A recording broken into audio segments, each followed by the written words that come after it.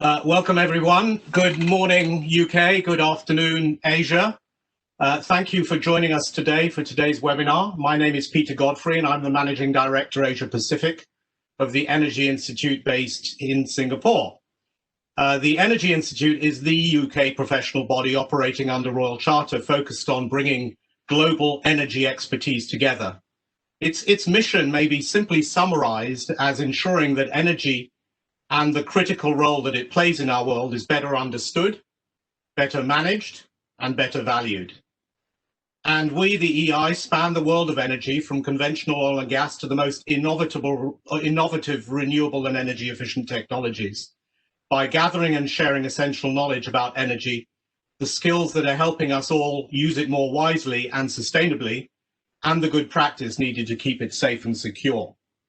As an independent, not-for-profit safe space for evidence-based collaboration, the EI acts as an honest broker between industry, academia, and policymakers. And given the pace of economic growth and the energy markets through Asia, the Energy Institute, of course, is very keen to develop collaborative relationships in this part of the world, this part of the world where I live, which is obviously one of the largest growing energy sectors the world will see in the coming future. We offer many different types of individual and corporate memberships, and by becoming part of our global community, you'll be helping the world to work towards a safer, more secure and sustainable energy system. Today we have pleasure to be collaborating with Lloyd's Register to bring you this webinar series on the future of shipping. Next slide, please. So before we get started, let me just go through a few housekeeping rules. The webinar will last for effectively 1 hour in terms of the panel discussion and presentations beforehand.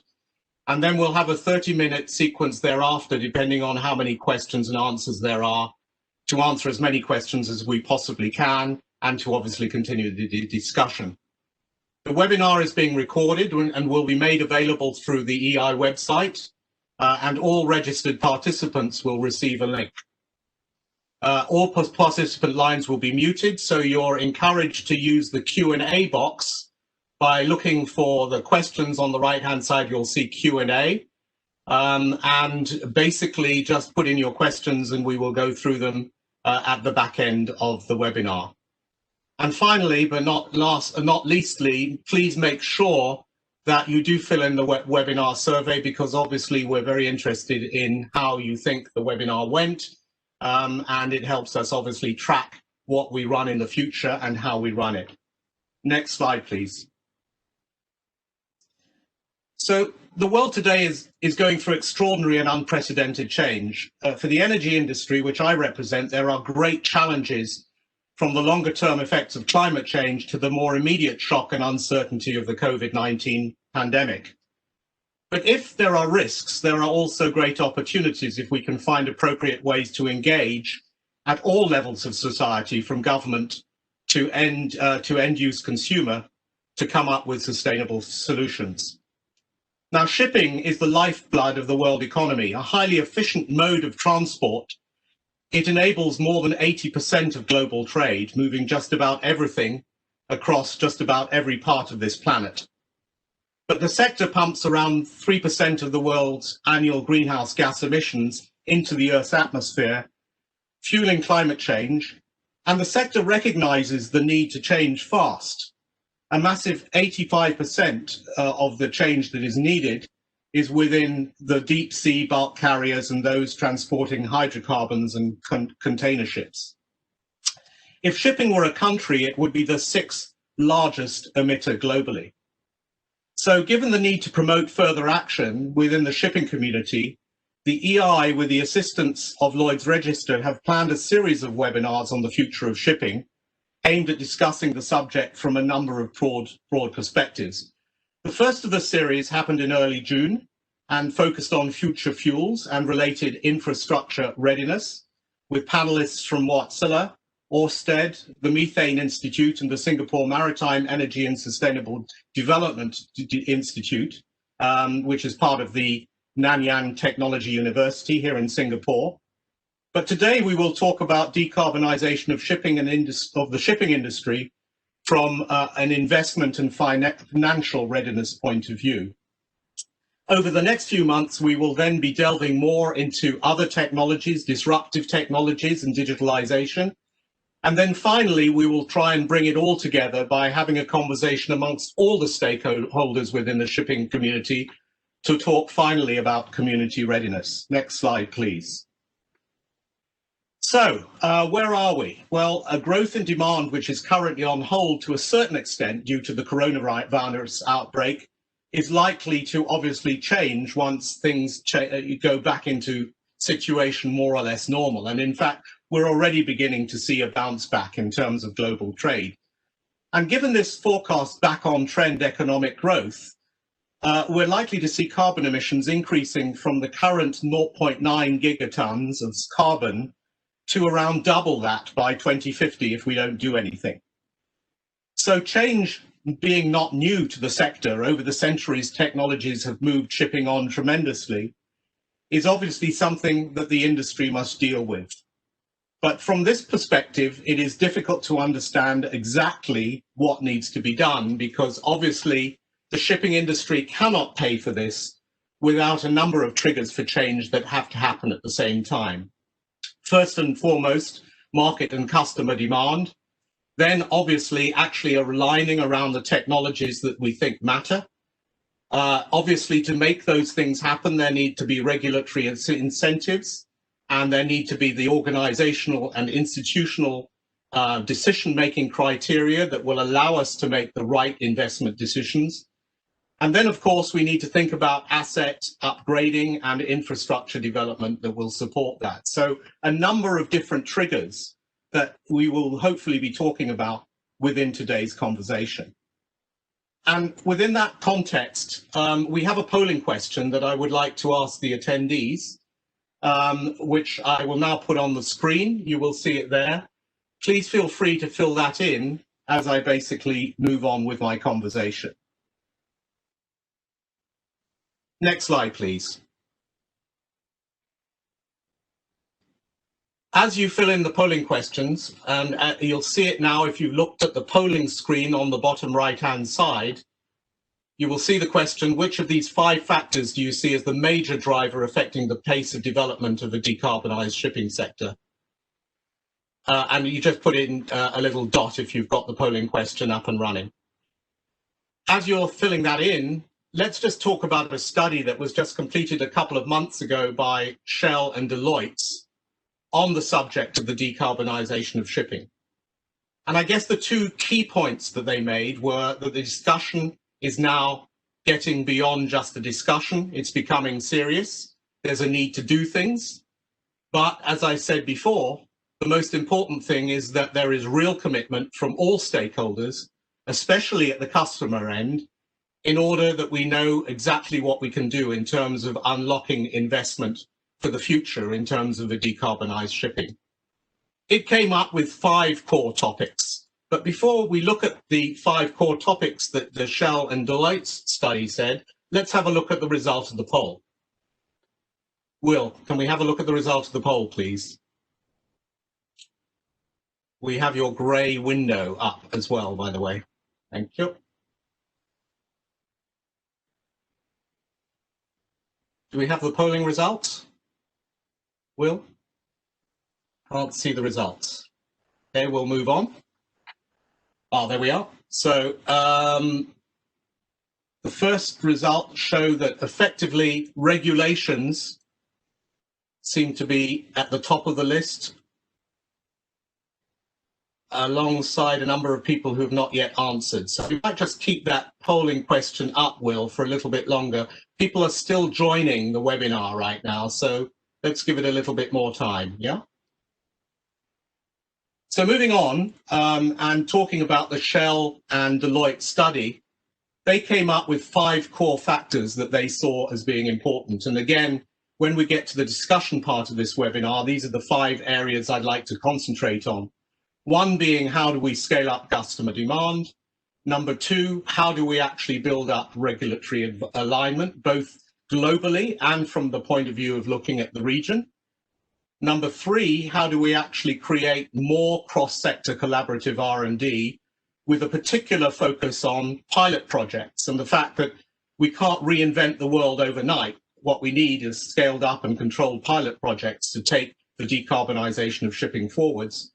And then finally, and not leastly again, how do we actually coordinate that so that the industry learns from best practice and can make larger scale commitments as we go forwards? So that being said, let's move on. Next slide, please, to our panel. And it gives me great pleasure to invite a really good panel today from Lloyd's Register, from Societe Generale, from Precious Shipping, and from Rainmaking, to basically give us their views as to what needs to be done and in what order, and how they see the world of the future as far as decarbonising shipping emerge. So firstly, let's invite Charles to take the stage. Charles has replaced Catherine Palmer at very short notice. She was unavoidably detained elsewhere. Charles is the UK and Ireland Business Development Manager of Lloyd's Register. He joined Lloyd's Register in 2001 and worked in various construction yards and shipping yards throughout Europe, and then transitioned into client management and led Middle East and Africa business development team before returning to the United Kingdom and resuming a similar role there. So he's worked during this time with several clients on the zero emissions projects, and this has spurred his passion to work more on helping shipping achieve the IMO 2050 ambition, which obviously is not fully set in stone yet, but we will hear what Charles has to say. So over to you, Charles. We're looking forward to your presentation. Thank you. Thank you. Many thanks, Peter. Well, I think we can just go on to the next slide. I'll just dive straight in. Okay, so here we're talking about the energy transition, and quite often we're comparing what we're about to go through towards 2050 as the next evolution of shipping, when we talk about from sail to coal, from coal to gas and oil. What we've got to remember is previously in those transitions, the fuel was available before the transition was made. So that side had already been dealt with. Where we are today, we're predominantly burning HFO, MGO, and LNG to a degree as well, and they are available fuels. And we're going to be transitioning to a new era, or within shipping, of what we're looking at the moment: methanol, hydrogen, ammonia, biodiesels and gas, batteries, potentially nuclear as well. But also important for that is the upstream effect, that these e-fuels and green fuels will be coming from a different energy source. It's not just the maritime sector here decarbonising, it's the pressure on the whole world and all the other different industry stakeholders, aviation, heating, and all the other relevant sectors. So it's not just a maritime problem, it's a global problem, and maritime has to also share some of those challenges, but also acknowledge those challenges, that it's going to be in competition with a lot of other industries as well in terms of getting this together. But also the scalability of that problem isn't just related to marine. Okay, so Will, next slide, please. So the way we're looking at it is really from our marine product readiness level of technology readiness, investment readiness, and community readiness. So from the technology readiness, we're looking at the technology not just on the ship, which is available for these new fuels, but also for to produce the energy sources and to store the energy sources within the ports and also on board. And obviously from a LR perspective, the safety of the installation of those, but also the transportation and the human element side. From the investment readiness part, we're looking at the wider energy system, and also the investment into zero emission vessels and the willingness of the market to pay for that, and where in the market it will pay for it. And then moving on to community readiness, this is including policy measures to deliver societal benefits and sustainability impacts of potential zero carbon energy sources. So we're looking at the whole part, because reflecting to the earlier slide, the problem isn't just on the maritime side, it's also in the upstream. Okay, well, next slide, please. So coming on to technology readiness, here the case study I'm going to be using in this and the next few slides is looking at a 81,000 deadweight bulk carrier, and we've looked at the technologies for fitting on board the various systems. And at the moment, LNG has a high technology readiness, so does e-gas and biogas and low sulfur HFO. So they're all ready.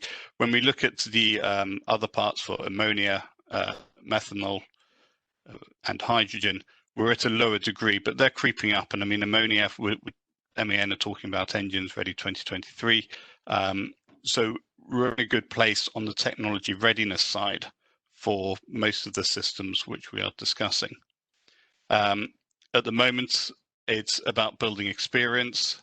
The technology challenges are supply infrastructure, and within shipping, we've always been able to overcome technical challenges. It's more of a question of what's the cost of overcoming those technical challenges, both in terms of actual equipment, but also how that will impact your cargo capacity. So Will, next slide, please. So here we've looked at the fuel-related voyage costs. And the key part of this is the actual impact of the fuel itself on terms of your total cost of ownership. So here we've compared the additional costs compared to your bulk carrier. So if you take out bulk carrier before, what are the additional costs of moving to a renewable energy? And clearly for biodiesel, it's going to be the fuel cost. You're not going to have to do too much on board the vessel from a storage impact. But then as we move down the ranks and we look at hydrogen, you're going to have a much larger storage cost from one, the tanks, but also the impact that will have on your cargo carrying capacity.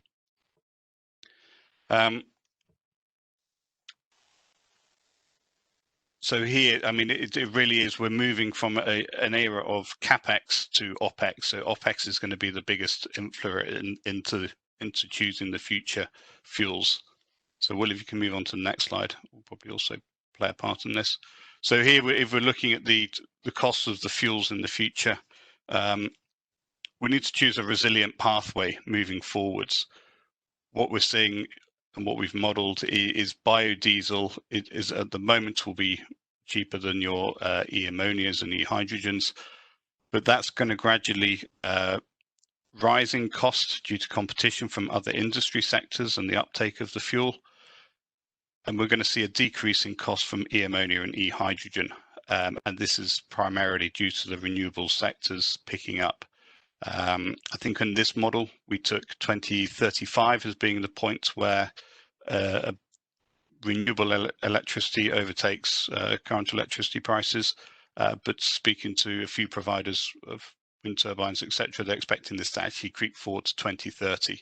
So the model can be adjusted. But the key part of this is where the crossover points will be, and choosing your fuel for the future, not just based on today's prices. This is taken as if you looked into the details, and these are on our ZEV paper launched back in March.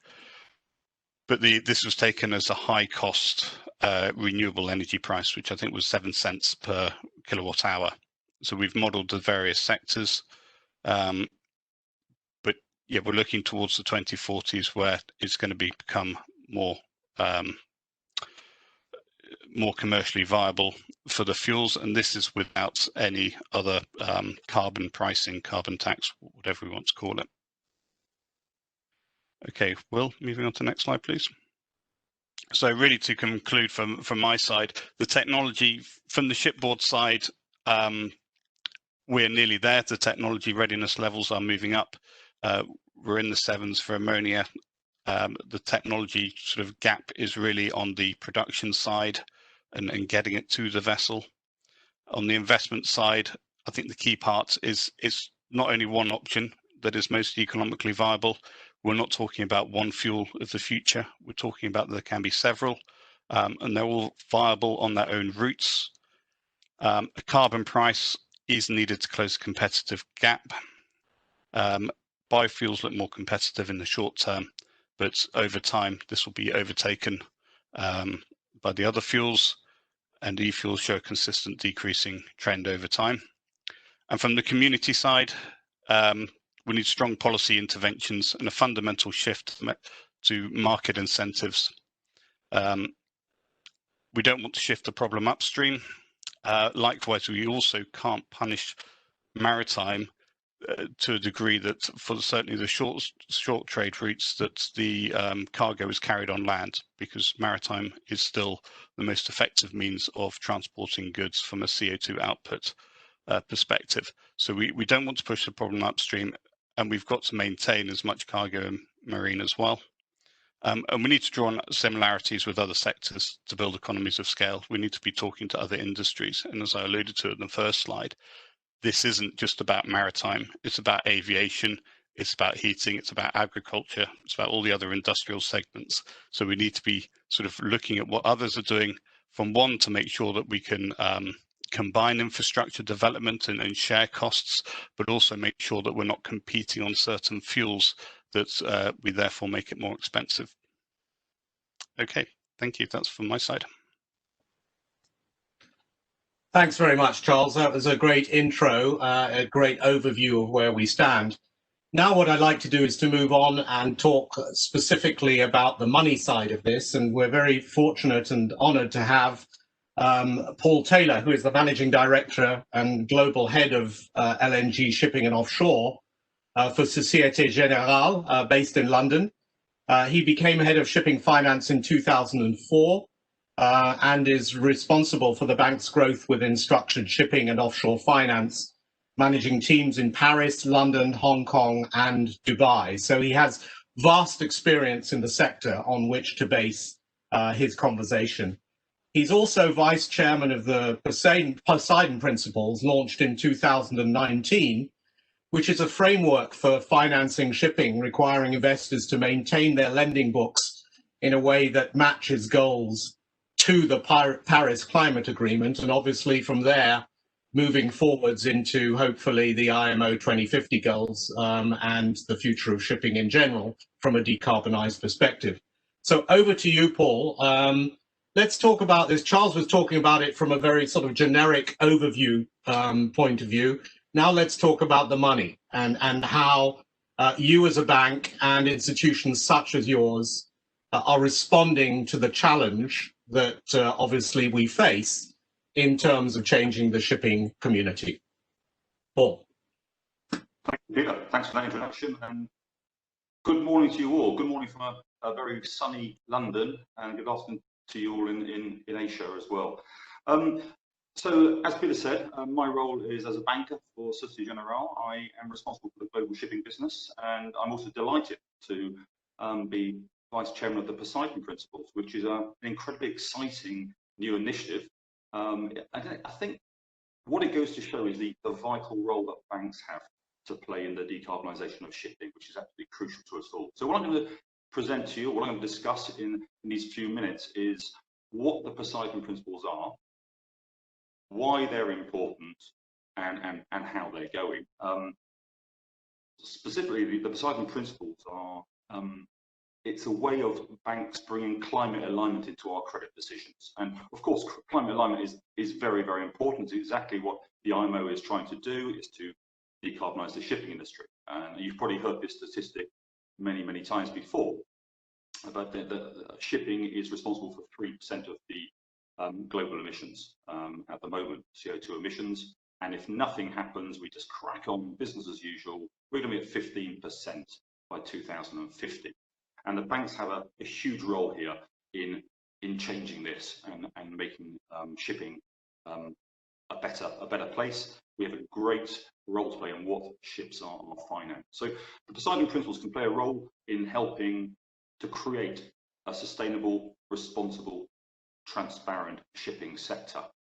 And those banks and lessors, ECAs, are going to sign the Poseidon Principles. We really see this as something which is going to be key to their business. It's going to change their behaviour and not just be something we talk about. The Poseidon Principles actually, and it's great this is the case, it's the first ever sector-specific climate alignment initiative. And I'm pleased to say that other sectors like the aviation sector, even and other transport sectors are looking to replicate it at this moment in time. So if I could just take the first slide, please, that would be very helpful. Thank you very much. So this is what the Poseidon Principles are, which might not look particularly earth-shattering.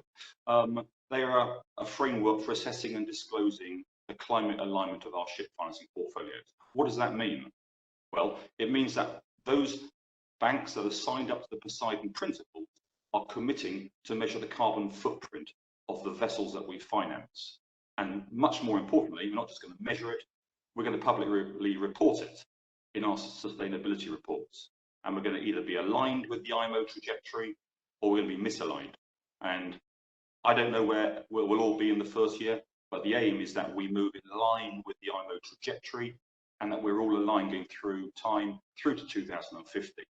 The purpose being that if we're aligned, all the banks that are signed the Poseidon Principles, we're all under the trajectory of the IMO, will go a long way to decarbonising the shipping industry.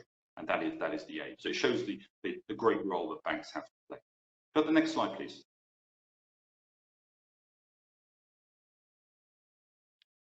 The next slide, please. Well, the next slide is a Venn diagram, hopefully, and it goes to show where the Poseidon Principles sit within the whole decarbonisation. On one hand, you've got the IMO, the regulator of the shipping industry. They're setting the scene. They're looking to decarbonise the sector by at least 50% by 2050. That may sound nothing particular, but actually, when you look at it being on an absolute basis, when the shipping fleet, the global shipping fleet, is probably going to double in size in that time, that's quite a target. And so, to achieve that, it's generally accepted that by 2030, we're going to have zero carbon fuels being commercially viable, and we're a long way away from that at the moment. Whether it's hydrogen, methanol, ammonia, or some form of bio or synthetic LNG, we don't know. These fuels don't really exist today in a form that can be used in volume, and so it's a big risk, and the technology risk of the sector is at its highest it's ever been, and the banks have to support the clients in this process. On the other side of the Venn diagram, you've got those initiatives which the banks and countries are supporting. You've got the Paris Agreement, the Paris Climate Agreement. You've got the Task Force for Climate-Related Financial Disclosure.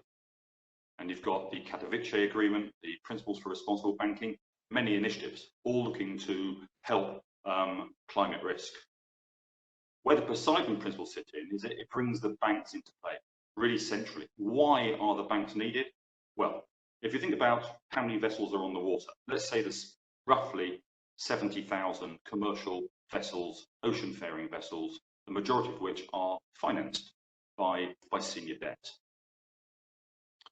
And that equates to about 400 to 450 billion US dollars of senior debt. That's a lot.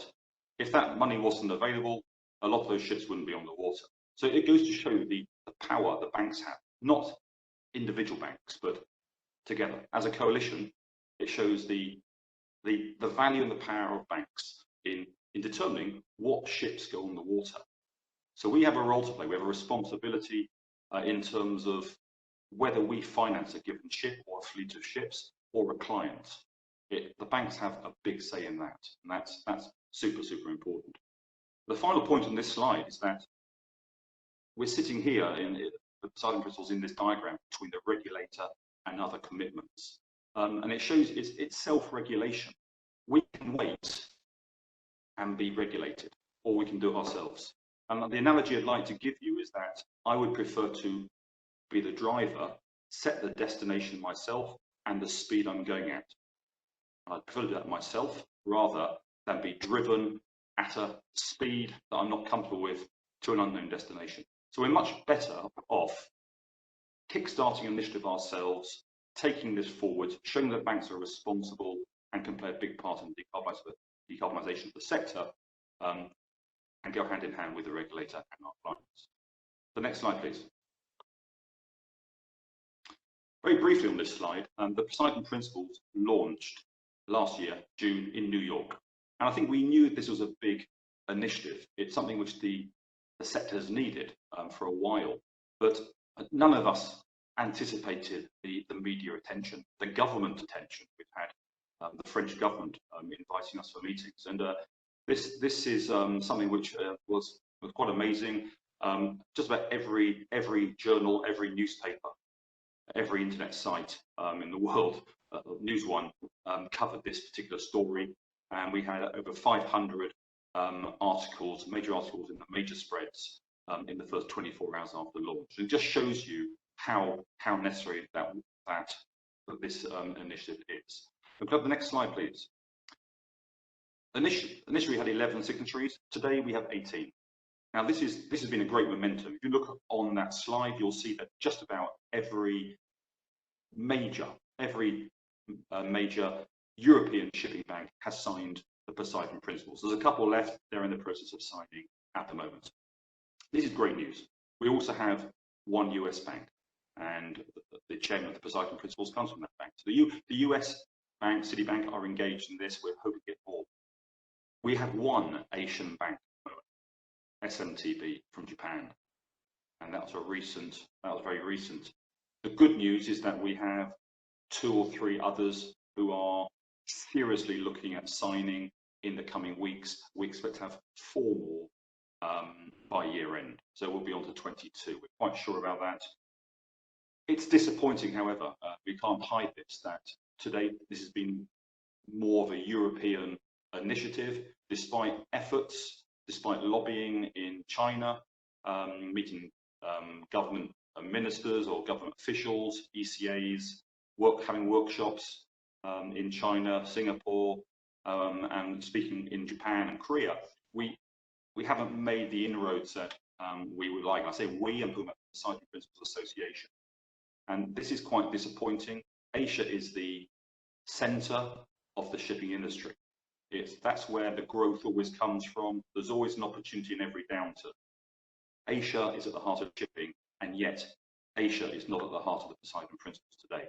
That's a disappointment, and it's something which we have to change because every responsible bank should be signing the Poseidon Principles. Next slide, please.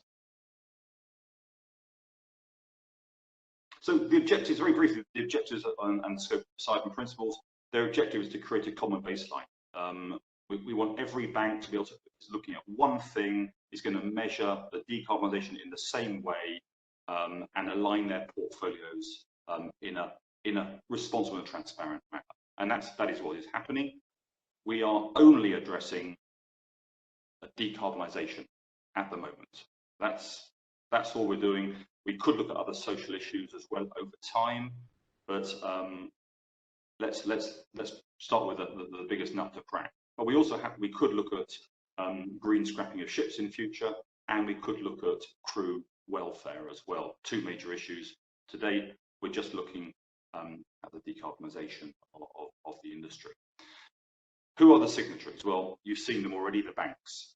The banks, we've got 2 export credit agencies, which is good, but it's open to all the world's export credit agencies. So hopefully we'll be seeing some from China, Japan, and Korea very, very shortly. I sincerely hope so. And it's open to lessors, so the Chinese, Japanese lessors, also very important. It's open to anyone, any organisation which is providing senior secured debt to the shipping industry to finance ships. And over to the next slide, please. The structure of the Poseidon Principles is there's 4 principles. One is to assess the portfolio climate alignment, so to assess the actual data. It's accountable, to make it accountable through the ROs, the classification societies, to help provide readily available emissions data. So we're all using the same data to create representative results. There's also enforcement. Now that's a bit of a strong word, but really what we're talking about here is a covenant in the loan documentation, which will make it or should be an undertaking by the ship owner to provide the emissions data to allow the banks to measure the carbon emissions of the portfolio. And most importantly, maybe transparency. Not the word we'd all use for the shipping sector over the last few decades, but we're in a new world now, and transparency is key. So we've got the banks who have signed the Poseidon Principles are going to transparently report the carbon intensity of our portfolio. So over the page, please. Excuse me. Over the page, please, to the next slide. And very brief. This is the formula. It's the annual efficiency ratio. This is what the IMO is calculating at the moment. It's a regulatory requirement from this year for all ship owners to provide the AER, the data that will allow us to calculate the AER of the portfolio.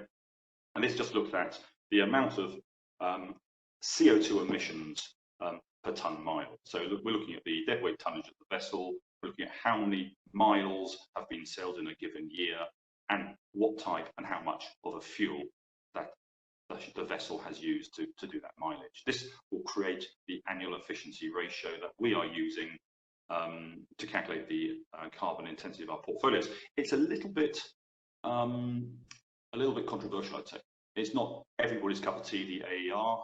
Some ship owners say, oh, it's the wrong metric. We should be using the EEOI, the Energy Efficient Operating Index, or the EEDI, the Design Index. That may happen over time, but what we are doing as banks is following the IMO. The IMO, the regulator, has set the AER. We have to follow that as well, so we can compare our portfolio with the IMO trajectory, which is the next slide, please. This is the trajectory.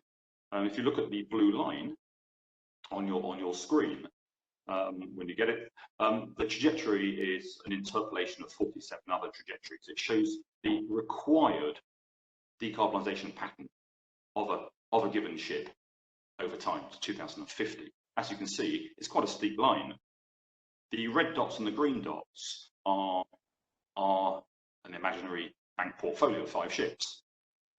You can see that two of them, the green dots, are aligned. They're under the IMO trajectory. So the AERs are negative, which is good, and the three ships are misaligned. Their AER is too high at the current time. This is 2019. The aim is to look at each of the vessels on the portfolio. We weight them against the loan outstanding, and we create a portfolio score and compare that with the IMO trajectory. This is an important slide because it shows that to actually remain under the IMO trajectory over time, we can't just talk about the Poseidon Principles. It has to change our behaviour. We Société Générale, for example, have to make sure that our new business, our new financings are of a type that's going to improve our portfolio over time from a carbon efficiency perspective, so that the green dots outweigh the red dots and we remain underneath the line. That only comes from action and from our strategy moving with time. Next slide, please. Last 3 slides, I'd just like to talk about early trends, also what the ship owners take of this and how the banks feel about the Poseidon, what it all means for these. The early trends, and I say early trends, we're in the first year of reporting at the moment. We're collecting data as we speak. And we'll be reporting at the end of this year. All the signatories will be committed to reporting their carbon figures, their carbon alignment figures. The early trends that we're seeing are that long-haul vessels tend to be more efficient than short-haul vessels. This could be because of slow steaming. It could be the fact that there's less port time involved in long-haul. We haven't got all the reasons at this moment, but the trends are that the container shipping vessels, which move on the longer haul trades, the tankers on the long haul trades, probably have a better AER route score than the short haul vessels, which probably move faster and spend much more time in port reloading. So that's something which we're looking at, and we'll report all the trends in the new year. Of course, newer vessels, new spec vessels should be more eco-friendly and efficient than older vessels, but it's not just down to that. It's down to the way the vessels are operated. So when we look at the Poseidon Principles, we're not just looking at how we finance new technologies, although that is very important. It's about refinancing, because banks have to refinance vessels. It's about refinancing the right vessels. So we're going to be engaging with our ship owners much more in terms of operational efficiency if they are looking for refinancing from a Poseidon Principles bank.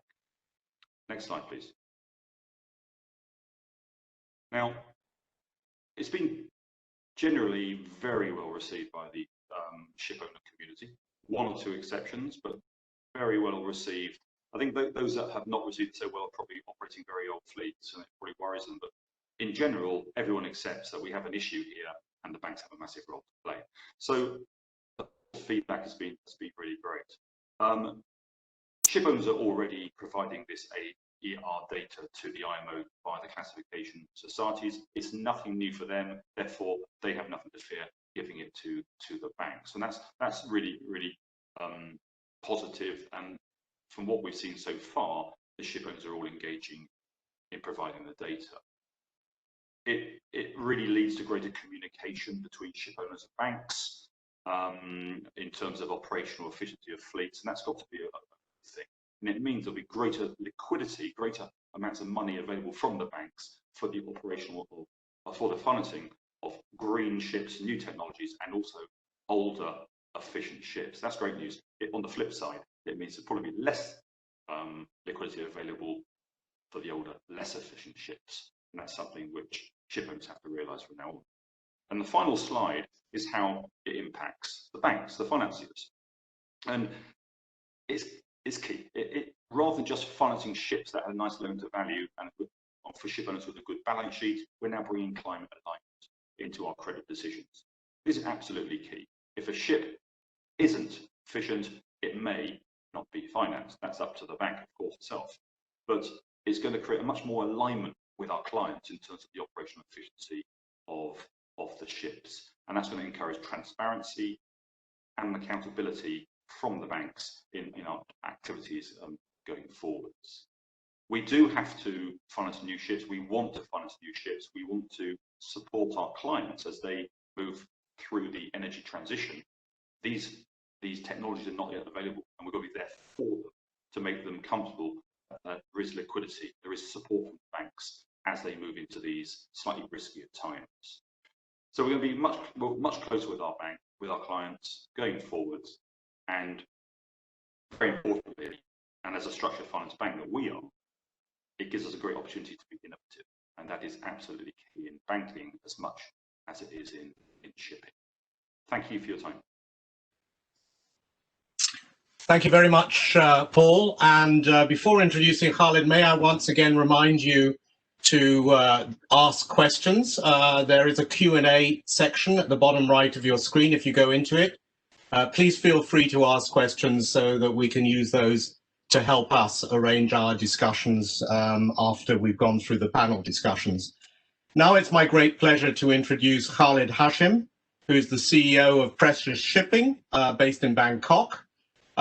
Precious, as well as being a major shipping company, and of course, Khalid as a ship owner, I'm sure we'll have many comments to make about what Paul has just been talking about in terms of Asia being the heart of the shipping industry going forwards, and therefore very important to things like the Poseidon Principles.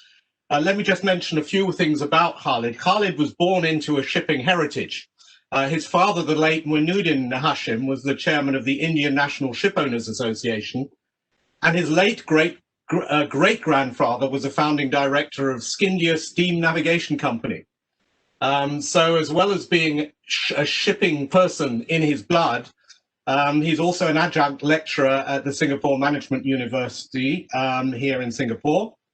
And as can be seen from this, as a company, he's been involved in the shipping industry for many, many years.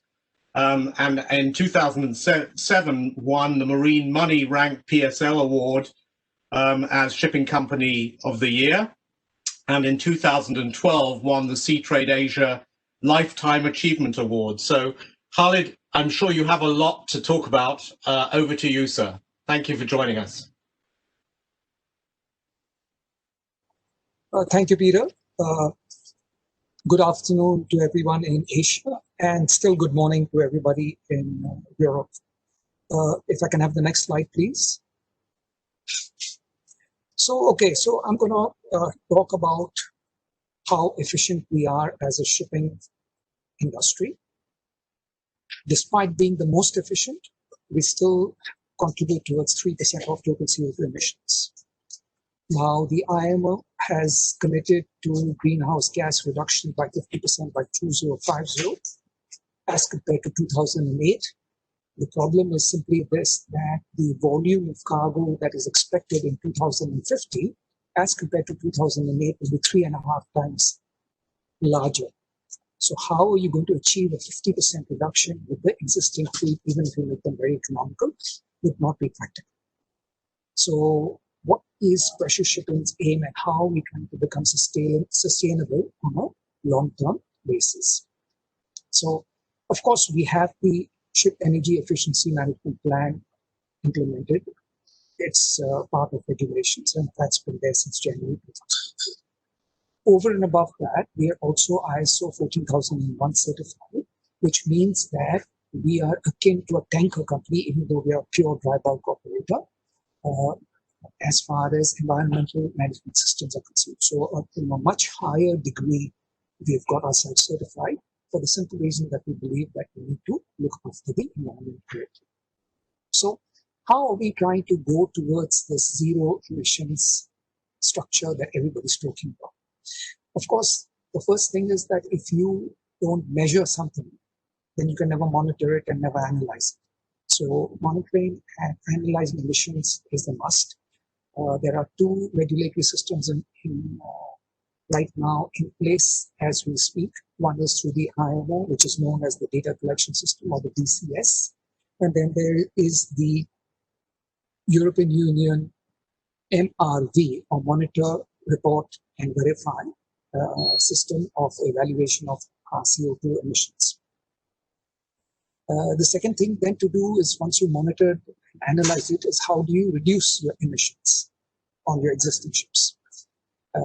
Then comes the question of replacement of older ships with new eco ships. And what are we doing in excess of just internally is externally, where we are actively participating in the Getting to Zero Emissions Coalition. And finally, at the end of the day, if and when offset emissions are part of the shipping system, maritime system, then of course we would participate in such systems. If I can have the next slide, please.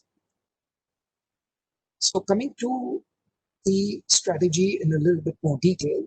So under the Monitor and Analyze, since 2014, we've been monitoring exactly as per the AER formula that Paul had put up for you. That is, what is the CO2 emission in grams per ton nautical mile. So if you look at us, we had 50 grams of CO2 in 2014. That's the first year when we actually started collecting this data in a very detailed way. And today it is down at 14 grams of CO2 in 2020 with the same, roughly the same fleet. There's been no change in the fleet since then. Of course, we've added a few eco larger ships in 2015 and 16. Now, if you look at the eco ships that we have, they are down to between 7 and 10 grams of CO2 per ton mile per ton nautical. So you can see clearly that there has been a significant change. Now, if we just look at the overall CO2 emitted in 2018 and compare that with what we had in 2008, roughly I can tell you that in 2008 and 2018, our fleet size in deadweight ton terms was roughly the same. We've got 36 ships today at 1.6 million deadweight tons, and then we had 54 ships of roughly 24,000 tons each. So you would see that they both would be almost identical. And in 2018, we were at a 60% lower emission rate as compared, or total CO2 emitted as compared to 2008. So yeah, ship owners can do a lot even with the existing systems that are there. Now, how did we achieve this type of results? We did this, by improving voyage planning, reducing ballast legs, because a ballast leg costs you fully with no cargo being carried. So you try to reduce that.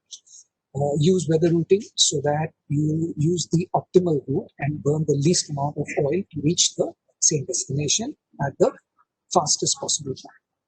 Then you optimize your trim and your maintenance on your ships.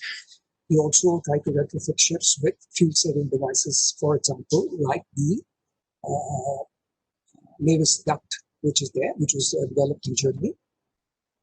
You avoid any waste of heat, because every time you have to create heat for doing a certain function on the ship. If part of it is wasted, you are not getting full value out of the CO2 that you're burning or creating. So therefore, it's best that you try and avoid any wastage of all power on board.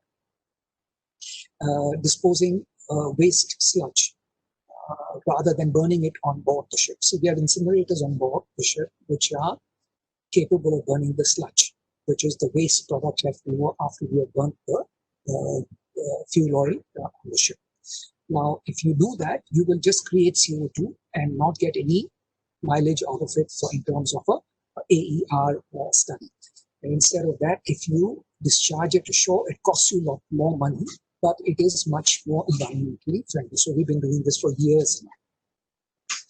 So that would be reducing the emissions of existing ships. Then we come to replacing older ships with new eco-designs.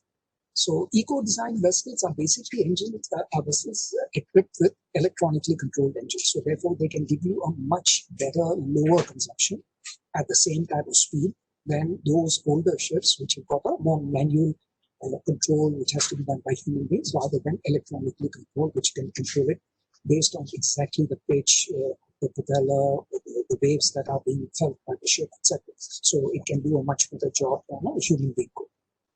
Next slide, please. And of course, as I said, we are participating actively in the Getting to Zero Emission Coalition. Now, the aim of the coalition is to have a ZEV vessel in operation by 2030. First, of course, and the most obvious fuels which Charles has spoken about, if you look at them, they are basically gas and LNG. But LNG is not such a great option because of the methane slip. Basically, any form of methane emission warms the planet 30 times more in 12 years as CO2 would do in 100 years. So, of course, it's better not to have any form of methane slip on board. And the best way to avoid that is to avoid using LNG as a fuel. Monitoring of developments in technology. Now, again, Charles gave us that the fuels of the future would be basically things like hydrogen, ammonia, methanol, and then all the synthetic fuels that are there. And then there would be other like nuclear options, etc., that would come up. So we are doing that through the Getting to Zero coalition. We want to do this on a global basis. So therefore, if you look at the number of companies that have signed up to this coalition, it's more than 120. I think there are more than 15 countries that have signed up. There are classification societies there, there are ship owners there, there are ship builders there. It's a full ecosystem of the maritime industry, including banks. So the question is then, when will a viable zero-emission green vessel be available?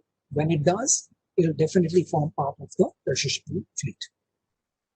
And then finally, the last question, area of offset carbon emissions through trading. Once we have the ability to buy and sell carbon credits in the maritime sphere, then we would be investing in non-marine carbon emission reduction schemes like solar or wind energy power sources, etc., and use those offsets to come down to net zero emissions. If I can have the next slide, please. So now we come to the future developments. In future developments, we need to look at what are the regulatory developments that are taking place. So first one is, of course, reduce greenhouse gas emissions per transport work by, or the AER, by 40% in 2030 and 70% in 2050. And as I said, keep in mind by 2050, we will be carrying 3.5 times more cargo than we are carrying today, or rather in 2008. So therefore, if we want to reach those type of numbers, we'll have to significantly reduce our carbon emissions. And the second goal is that the overall amount of greenhouse gas emissions should come down by 50% in 2050. Again, keeping in mind that we're carrying 3.5 times more carbon. So what are the main constituents of our greenhouse gas emissions? It's CO2 at 91%, black carbon at 7%, nitrogen dioxide at 1.5%, and methane at 0.5%. But keep in mind that methane is quite potent.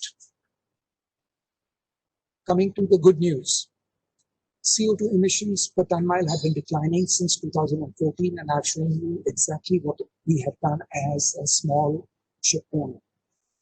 We have gone from 50 grams per ton mile to 14 grams on an average. And as I said, the eco ships are between 7 and 10 grams.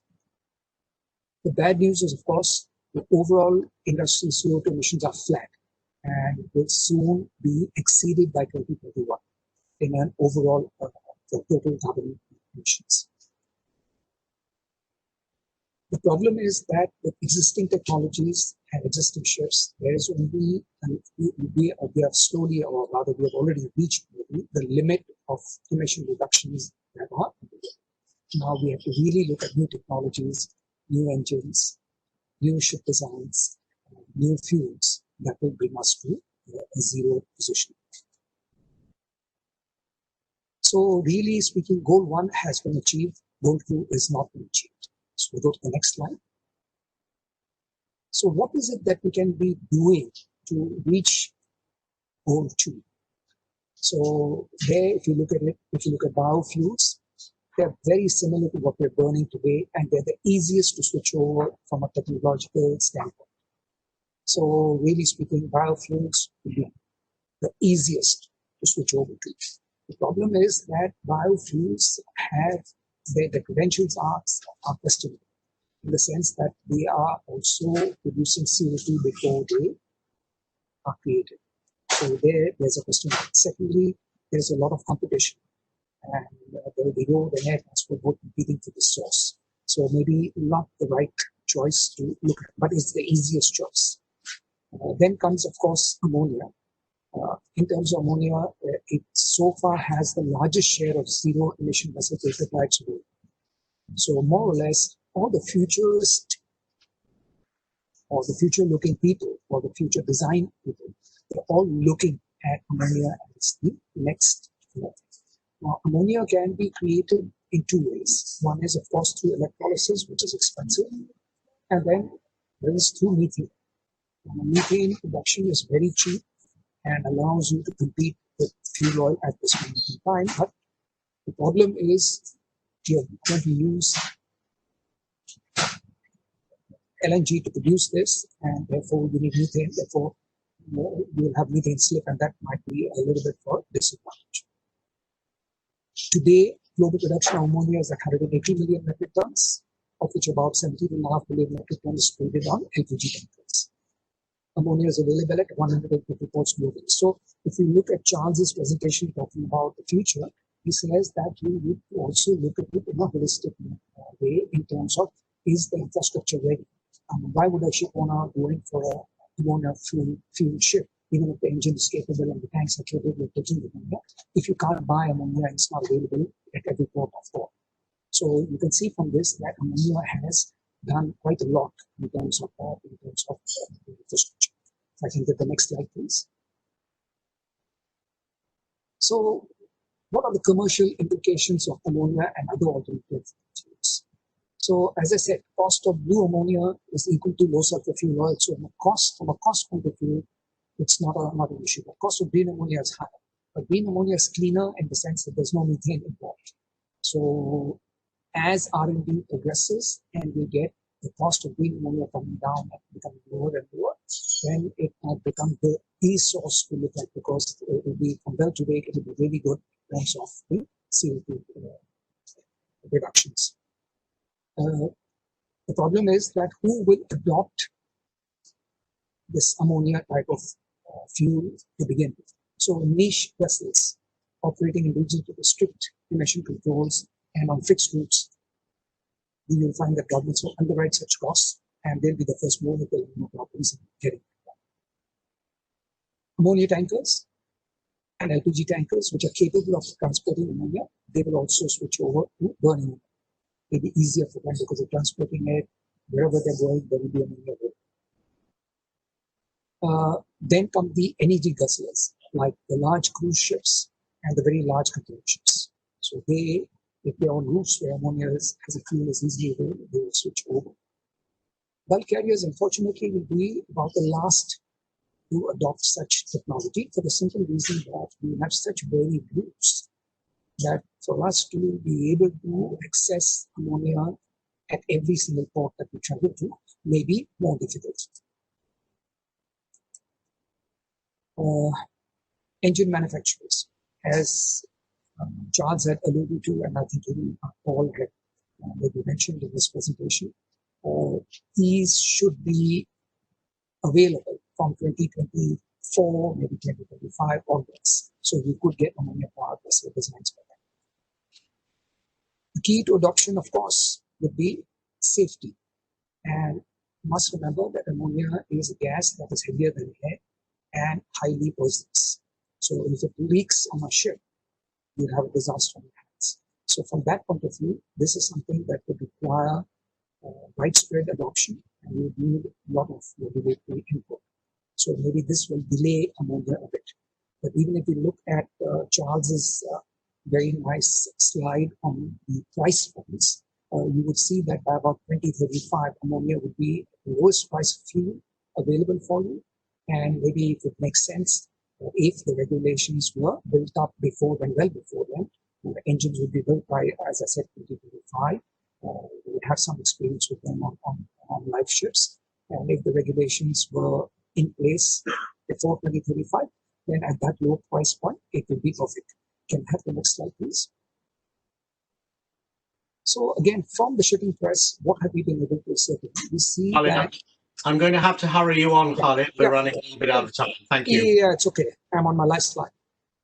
So here you see that basically the Sustainable Shipping Initiative and Copenhagen Business School, they are defining the criteria for new fuel sustainability, and they're going to facilitate the certification of the fuels we explore.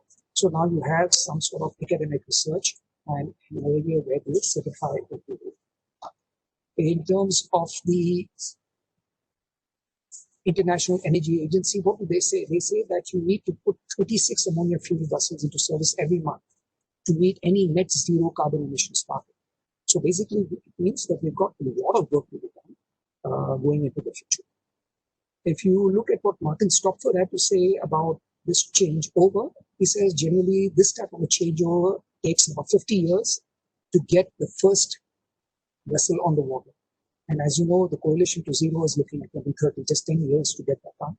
And then he says you need another 50 years before a fleet is built up. So in the past, it took about 100 years. But I think with the change in technology and the new ability to use data, I think we might come along much faster than that. If you look at the Japanese, what are they doing? Toshiba, Kawasaki, and NYK have a demo project for hydrogen-powered 100-passenger ferries sponsored by the government, by the Japanese government.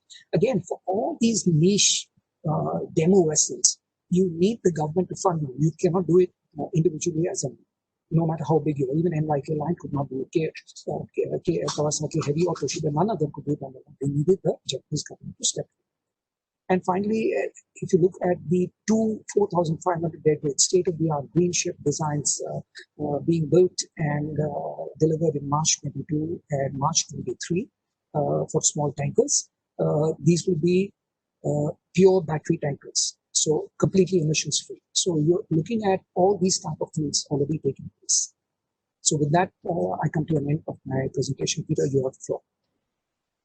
Thank you very much, Khalid, and apologies to all of you for the fact that we're running about 10 or 15 minutes late. So let me straight move on to Tarun. Tarun is representing Rainmaker, and is looking at the world of shipping very much from a new technology and an private investment standpoint. So Tarun trained as a marine engineer, worked originally for Lloyd's Register in the Middle East and Africa. He now currently leads the Rainmaking's efforts at developing an innovation platform for trying to find solutions to decarbonisation and supply chain resilience, particularly with a focus on the shipping industry. So over to you, Tarun. Maybe you can just give us an investor's view and then we'll start the conversation for real. Thanks. Sure. Thank you so much, Peter, and good morning, good afternoon. Definitely quite pleased to be on this esteemed panel. In the interest of time, I would try and give you a quick sneak peek into what the whole world of venture building, venture capital is thinking about the shipping industry. Three key objectives: introduce rainmaking from a perspective of our own approach, to talk about the various pathways and portfolio approach for decarbonization of the industry. C, I would like to talk about how syndication across the value chain is super crucial while trying to look for solutions for decarbonization. So if I can have the next slide, please. Right, so those of you who don't know us, we are actually a Copenhagen, London-based venture builder. We were very active in industries which had nothing to do initially with the shipping industry, which was around finance, fintech, finance, edutech, health tech. And in the last 3 years or so, more and more attention has been around the shipping, trade, transport, and the supply chain industry, simply because there is a need felt that technology as a solution space can actually help the incumbents solve some of the biggest pain points. And hence, we're quite fortunate that we are one of the early movers using this methodology and bringing it to an age-old industry like shipping. So if I can have the next slide, please. So why is this important? I think we all know that mostly in shipping, it was the regulation that was driving compliance effectively. And this is probably one of the first times where the industry is coming together to try and solve the conundrum of new fuels, of decarbonization. And it becomes all the more important in the current context, because ultimately we shouldn't forget that shipping is a derived demand. It has a much bigger role to play in the society. Ultimately, the stakeholders, society at large, are now asking for more transparency from shipping, whether it's around the ultimate beneficial owners or the carbon intensity around the modes of transport.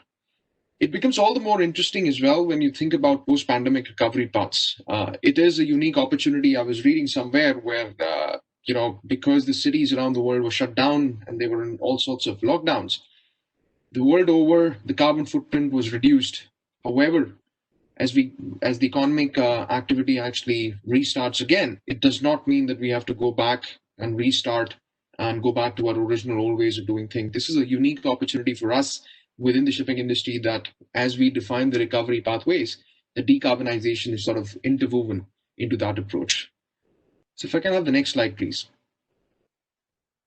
So thinking about decarbonization, I think it was Charles mentioned that in all the earlier transitions, the fuel was found and then the industry sort of evolved towards it.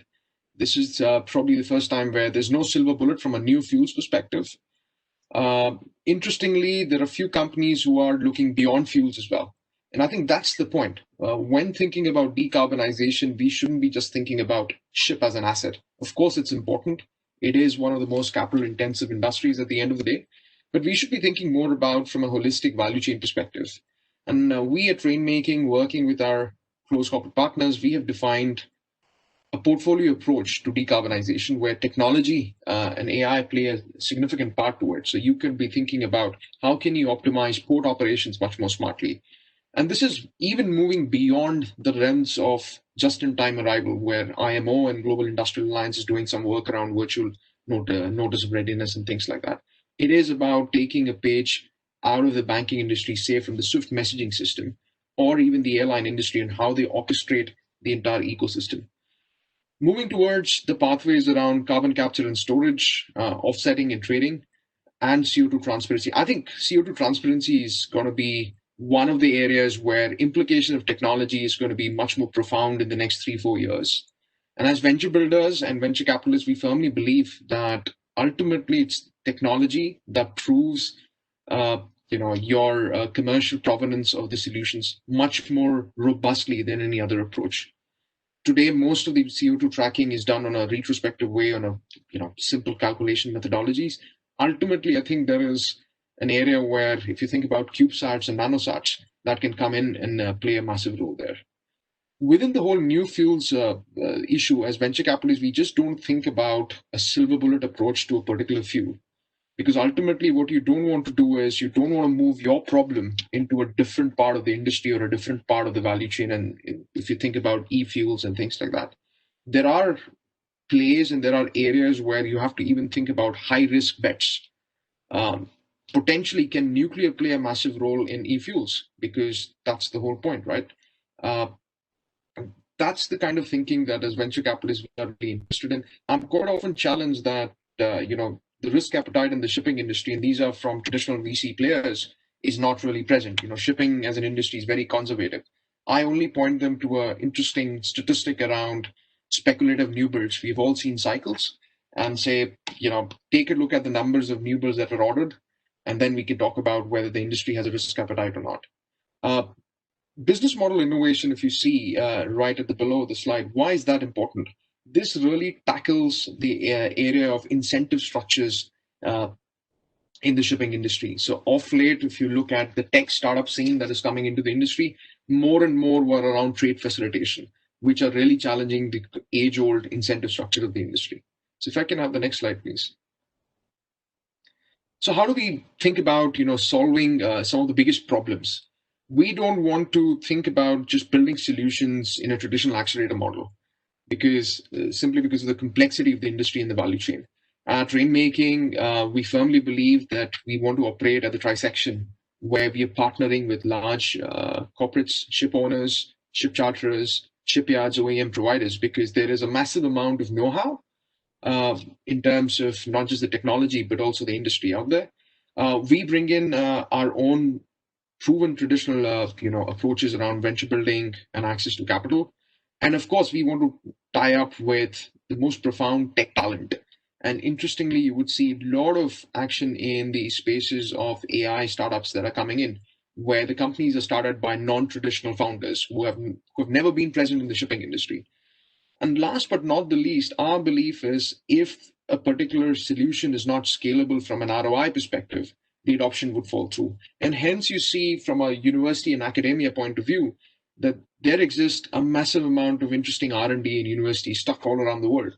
But to commercialize this is a massive problem. And hence, I think, having and operating at a trisection of large incumbents, corporates, tech talent, and venture building is a sweet spot to operate in when thinking about solving massive issues like decarbonization. So if I can have the next slide, please. So just to give you a sneak peek of how we make sense of the whole tech landscape, let's say for decarbonization in this particular case. So we have an internal analysis tool called as Compass, but effectively what it does is it allows you to make sense of where the investment money is actually going in. So in this particular screen, you would see little dots. These are nothing but startups that have been present in and around the decarbonization theme since the early 2000s. Now, you would be surprised and you might say that, hey, but decarbonization was never a concern probably 20 years ago.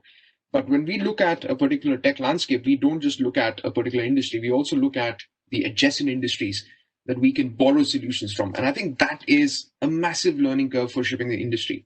Yes, we are different. Our incentive structures are very different. But to solve issues like decarbonization, we have to adopt from some of the other solutions that other industries have actually solved and moved on. To give you a context, we found out early part of this year that about $14 billion were invested in various pathways of decarbonization around the world, all the way around AI, fleet utilization, fleet optimization, to carbon capture, storage, CCS, and what have you.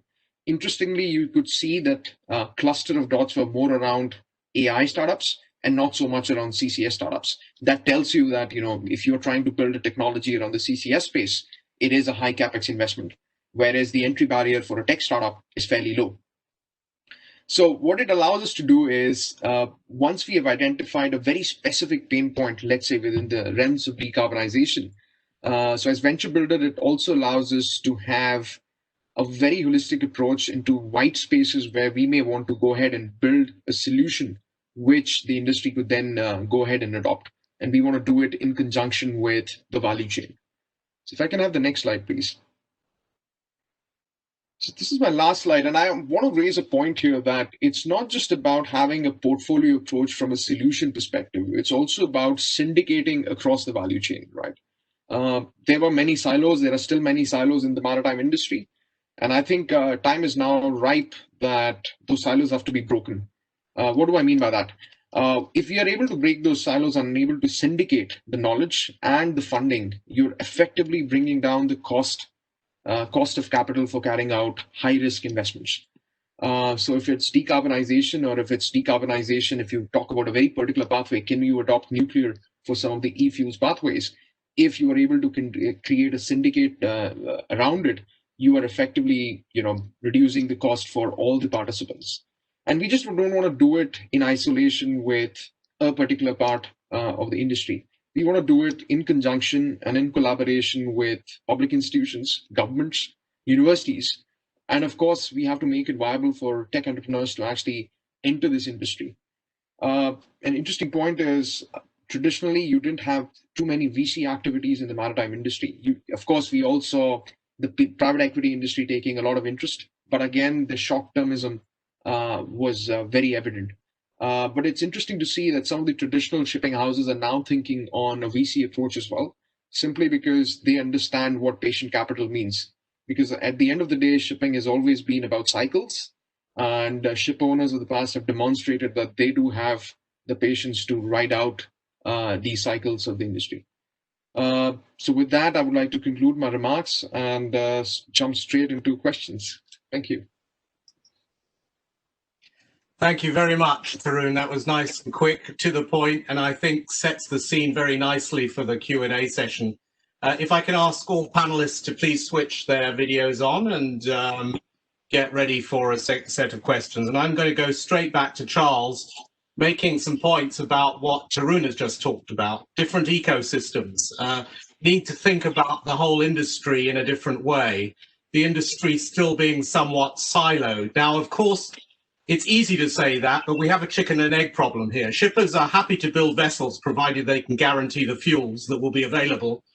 But, energy and infrastructure companies, of which I obviously represent, don't want to invest large amounts of capital to provide alternative fuels unless there's a scalable market. So you have a kind of chicken and egg situation in terms of technology, infrastructure, asset portfolios that needs to be managed. So Charles, from the point of view of actually creating roadmaps that can get some sort of understanding of where and how all of these things connect, what do you think are the next steps? And perhaps you also want to address issues such as the Poseidon Principles, issues such as the Getting to Zero Coalition, and how all of these people can come up with common view for the future. Because unless we do that, it's going to be very difficult to create those roadmaps. Question, Charles, over to you. Okay, no, thank you, Peter. I think the main part is choosing the right pilot projects and getting moving with the correct pilot projects which show scalability and work across the chain. So involving bunker suppliers, the energy suppliers as well, and shipping and ports. So we need to collate them all together and get pilot projects which are going to work on a small scale, but also show scalability for the larger industry. And while we're having those pilot projects being supported by the Poseidon Principles and showing that that model is also working, and therefore showing the investment time across that asset, not just on the vessel itself, but in the port as well, because they're going to have to make significant changes on some of the fuels if they are adopted. So that's sort of the key point, coming back to coalition, collaboration across all the sectors. Okay, cool. And over to you, Paul, here. There you sit as a banker, and it answers one of the questions at the same time. The banks represent something in the order of 40% of finance that goes into the shipping industry. Looking beyond the reporting side of the Poseidon Principles, looking at pilot projects, looking at possibly different projects in different regions and different fuels, and deep sea versus short haul and different logistics systems. How are banks going to interact within the context of providing finance for those pilot projects? Banks typically are not great investors in pilot projects. Over to you, sir. Paul. Yeah, it's a good question. First of all, just to clarify or qualify the 40% you say, the signatories of the Poseidon Principles today account for about 40% of the ship finance market globally. So, and hence the need for the Asian banks. So I think the short answer is that the banks who have signed the Poseidon Principles are committed, not just to reporting, but in order to align their portfolios. And to align our portfolios, we've got to support our clients in the energy transition. Otherwise, we're simply not going to get there. We're going to be above the line or be misaligned. So yes, we do have to pick the right projects. I think more important, we have to pick the right clients. And it comes down to banking in this sector. Know your clients, know their strategy, and believe in their strategy. And so I think it's going to be a corporate approach rather than a project approach. We've got to pick the clients we feel we want to work with, and we need to incentivize them. And yeah, the banks can play that part. We can incentivize them to invest in certain projects. Now, how can the banks incentivize our clients to invest? We can do that by, one, making finance available, of course, and secondly, by introducing some form of sustainability linked pricing. So if the client can show that the vessels they're financing are aligned with the Poseidon Principles and the IMO trajectory, the margin will go down. If they find that they are misaligned, the pricing will go up. And we started introducing that in our deals, and it's been well received. So I think we can. It's a mixture of incentives from the banks and approaching those clients we really feel comfortable with, and together taking that responsibility to invest. And that's one of the benefits of the Getting to Zero coalition, that we're all in this together. You can have a ship owner investing in new hydrogen fueled vessels if they've got finance, if they've got a charter in place. So it's a combined responsibility. Okay, thanks for that. Tarun, I'm going to ask you the same question, but now looking at it from an ecosystems point of view, regretfully we appear to have lost Khalid. His connection seems to have gone, but so over to you, sir, talking about ecosystems. And there is obviously the shipowning community, the logistics community, the fuels community. Again, you're trying to find the gaps on which to build these ecosystems, the Ubers of the shipping world, if you like, to a certain extent. How do you see all of these stakeholders coming together, and where do you see the real opportunities for finding the discontinuities and the areas for an investor such as yourself to get involved? Yeah, I think interesting question, right? I mean, there's been no panel or discussion where Uber for shipping has not been mentioned, and I was just waiting for that to be mentioned. But I think, reacting to what Paul also mentioned, of course, there has to be incentives from a financing perspective to make sense for the ship owners, the asset owners, to try and take the right steps. Talking specifically around what you'd earlier mentioned about the whole chicken and egg situation, I think industry today has changed, even if you just look back at the last 5 years, right? Classic case, LNG as fuel has been beaten around the bush for the longest time. There are lessons that the industry learned. I'm not going to go into the adoption of LNG as fuel. And hence you see quite a bit of ship owners bringing their charterers, their end users together, companies like ourselves, and sitting together and say, hey, can we have a portfolio of pilots with these 3 or 4 new tech companies, right? And I think that joint responsibility would try and help the industry move forward. And at the end of the day, what happens is there's no point hiding and the entire portfolios that you're building around it. And increasingly, the industry wants to share the learnings, right? So even if the pilots have failed, and that joint responsibility, we see that the rest of the players actually follow suit. And from our perspective as a venture capitalist and investor, I think we come in where your traditional financing is no longer available. Of course, the ticket sizes are fairly small to begin with, but this is just the start of the venture capital money coming into the industry from a high risk perspective.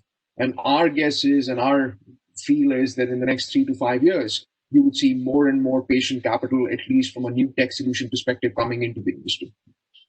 Peter, I think also, if I may step in, one of the important issues is making the shipping industry of interest and attractive to the investor community. And I'm not talking just about banks, but institutional investors.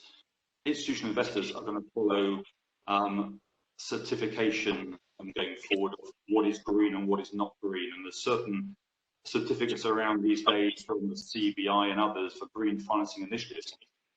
Shipping doesn't sit comfortably at the moment in the definition of green, and that's a real danger, in my opinion, to the shipping industry and the investment within for the energy transition. If we can build up transitional energy transition financing rather than green financing as the sort of the attractive aspect of shipping, and get that certified as such, I believe that investors will come into shipping.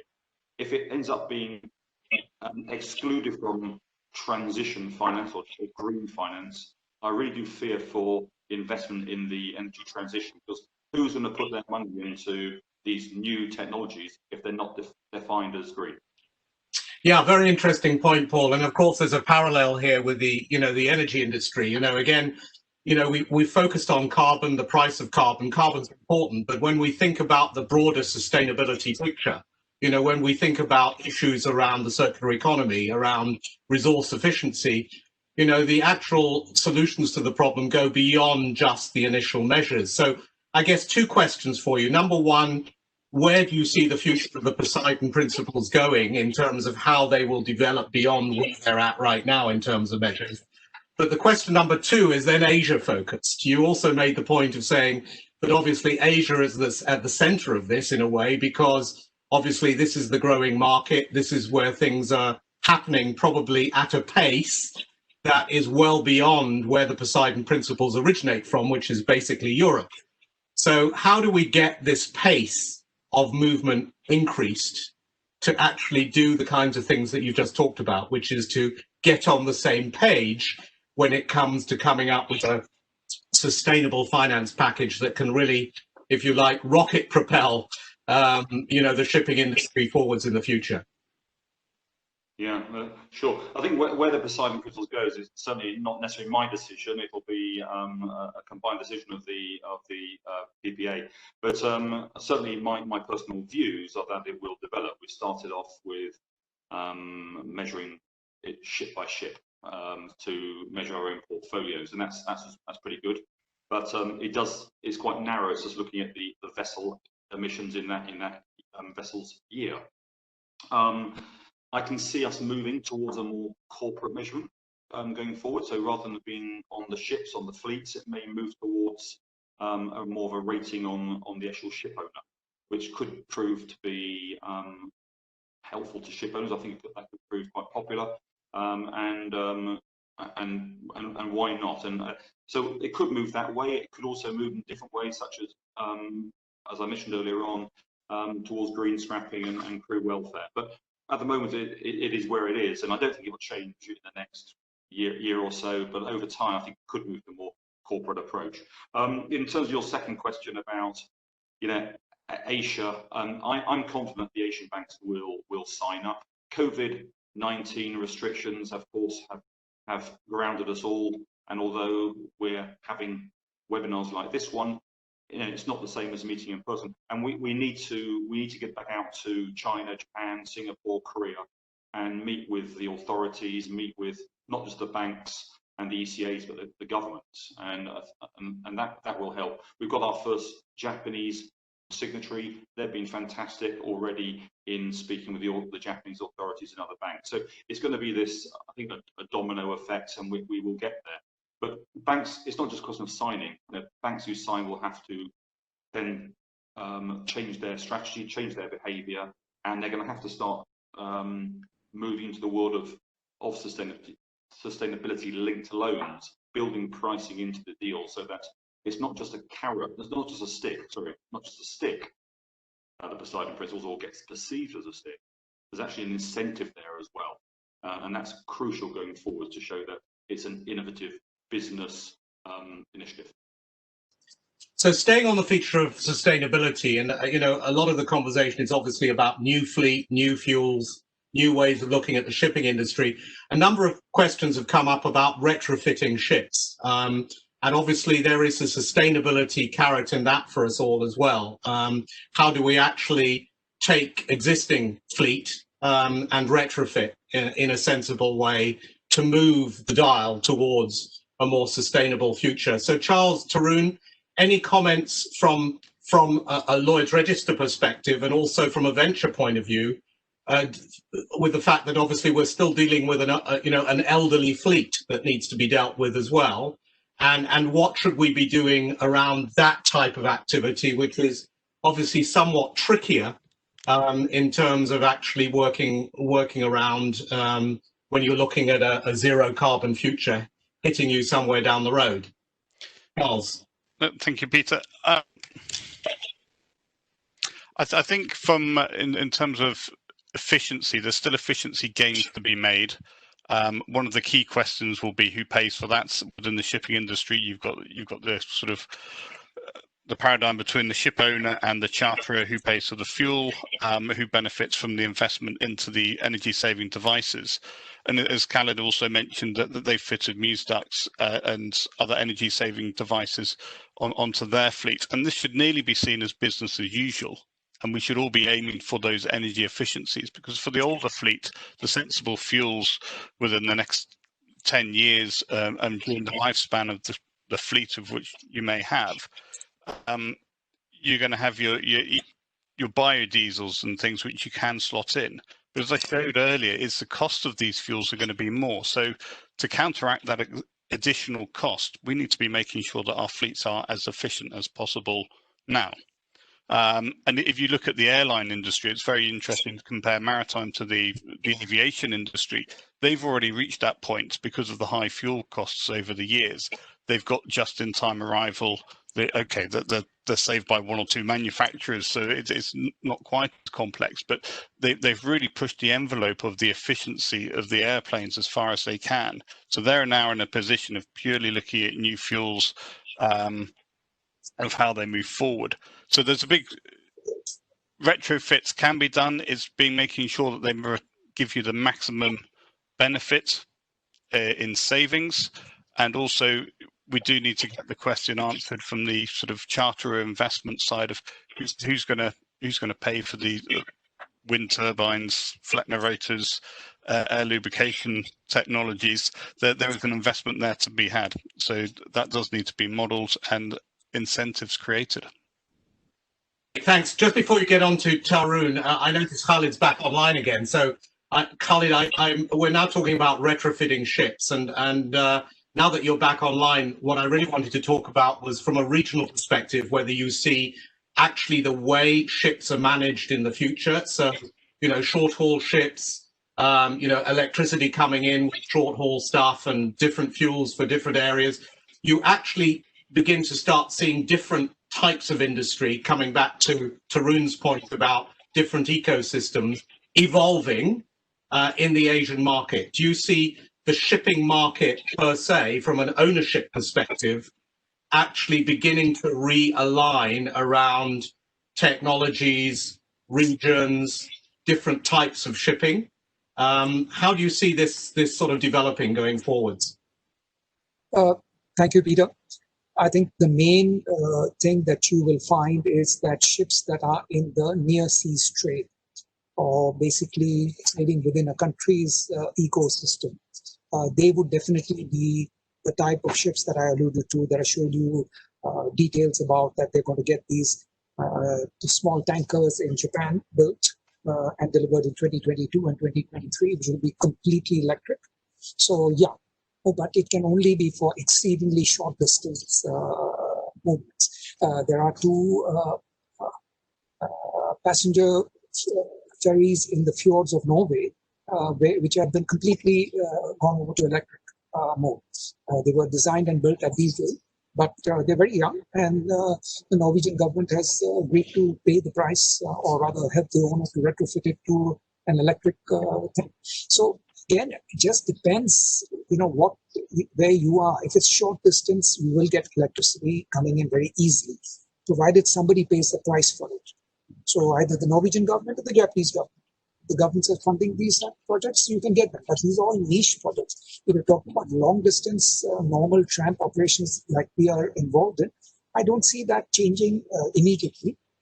At best, what you do is you move into a more expensive type of fuel, which has got a lower CO2 footprint, like biodiesel. And then finally, when these ships run their course of their lives, the next next generation of ships, I guess, would be hydrogen fueled more likely than not.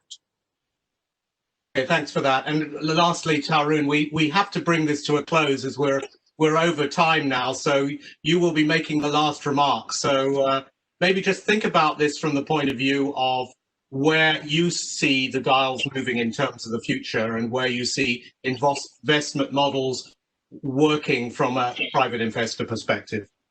No, absolutely. I think, first of all, just quickly reacting on the whole retrofit side of things, that's a very interesting space where venture capitalists are much more confident that they can follow the technology, because at least companies like Lloyd's Register can come in and certify or de-risk the technology for the investors, where the risk appetite is not somewhere in the future. I think specifically moving forward, one way to think about is, of course, there is access to capital in the shipping industry for traditional assets. But the industry needs to sit up and also look at non-traditional means of accessing the capital by proving that they are complying not just by regulation, but also taking on a bigger role from the societal commitments around the whole ESG discussion and the value chain discussion. I think increasingly there is more demands on shipping from the various stakeholders. And hence, I would say that technology would play a massive role moving forward. And increasingly, you will find shipping being mentioned in probably every week once on the Global Financial Times for various different reasons, right? And that's just a trend that we all have to live by. Okay, well, thank you very much for that, Tarun. And with that, we'll move on to my last slide, which basically is leads me to the summary of today's session. So as this slide comes up, let me thank the panelists very much for their conversation and for their presentations. I'm sorry that we ran a little bit over time, but I'd just like to really summarize by saying I think there are 4 or 5 key points that have come up today that I've noted that I think are worth pursuing further. One of which is obviously the customer end of this, is that at the end of the day, how do we scale up customer demand for decarbonised shipping? I think another one which came up in Paul's discussion, and I think also with Charles, was this issue around how we actually continue to develop global, regional, national regulatory alignment around these issues, because obviously there needs to be a direction. Tarun talked about R&D and the need for more cross-sector R&D and the hunger, indeed, for more pilot projects coming up. But I guess underpinning this is still a degree of technical uncertainty about which technologies will work, which then really lead me on to back to the webinar sessions. The next 2 that we're going to run are specifically focused on technology and particularly focused on where are the disruptive technologies, which are the things that are now being looked at that fundamentally turn the needle. And that will be the next webinar we run, followed by one that will specifically look at issues around digitalization. Both of them might include some discussion around automation as well. And then the final wrap-up session will be around community readiness, which is really trying to bring stakeholders together, hopefully from the regulatory world, as well as from the shipping world, as well as from the investment world, to have a final wrap-up conversation around the future of shipping. So without further ado, thank you very much for joining us. We have overrun by 11 minutes, for which I apologize sincerely to both the panelists. And I thank the attendees that have stayed on board the ship to keep us going 11 minutes over the session. There will be a questionnaire that will be pinned up at the end of the session, so please answer it and please join us for the next set of the series.